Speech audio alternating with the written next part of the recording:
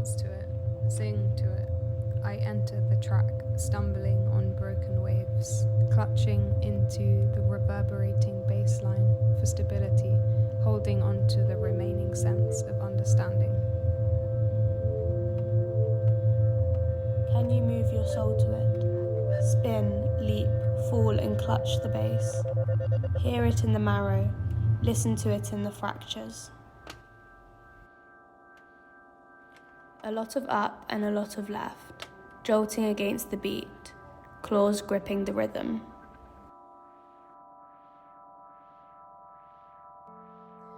I, bony creature, enter a room of sound machines that I don't understand. Buttons and knobs, press, twist, turn, sound loops, is cut, echoed, ripped, slapped, crunched.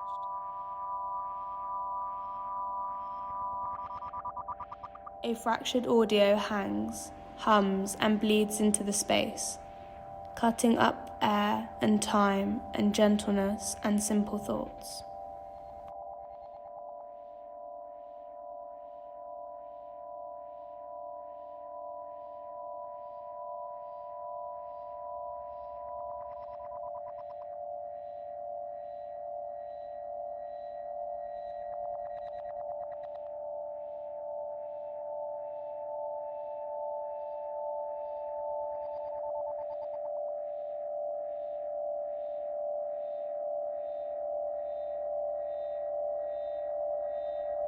A visit to a sound wave might feel the same as being stuck in a storm or a boat in the sea.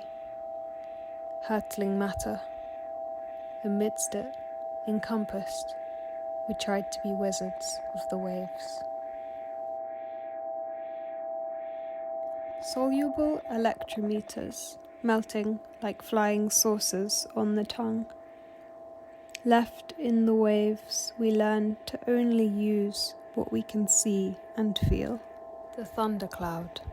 It starts with silvery, coppery edges, then a rapidly darkening tint on alpine-like peaks.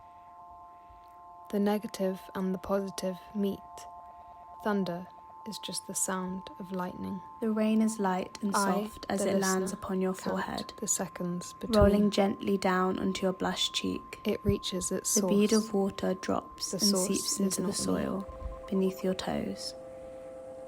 The light patter begins to build. Your hair and cotton shirt become heavy from its newfound weight. A puddle and then a bog, and a stream, and ponds and rivers and lakes and seas and oceans and power, and so much power you are lifted up from the soil, taken by a wave, pulled by its force and its spectacular form. You are minute within its form, a wave which stretches and spans an immense amount of space, more than your bare feet could have ever taken you. Surprised by the pressure, your senses are dulled. You are carried from wave to wave, unable to distinguish rain from water, ocean from wave. As the black crow hawks, sound waves emerge into the landscape, twisting and folding. The waves oscillate amongst boulders, rippling through grains of sand which litter the floor. A charge is sent across the plain. The crow's cry is soon to be lost in a myriad of sound waves. They begin to bounce off each other violently, spinning in every which way, hurtling, stumbling and descending, a cacophony of noise, a cacophony of waves.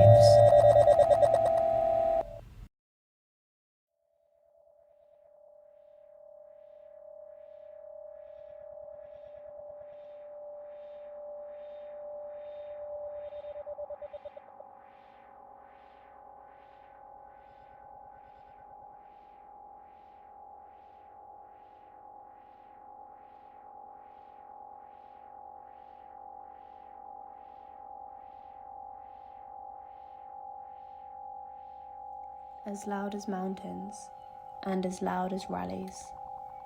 The air cools and drops. You can't seem to capture it. You forget to notice it. The air sits beside you on a flimsy camp chair, on the pebbles and the moss floor at the base of the valley. To force it into existence means to capture it, to encase the air. Now hold it between your palms. Let it roll down the mountainside. Watch it tumble over fern and bracken, digging your nails deep into the air, allowing for its escape. An instant journey back to nothingness, to drift along the edge of the ravine, to hang upside down and back to front in hollowed out stone and the beaks of crows.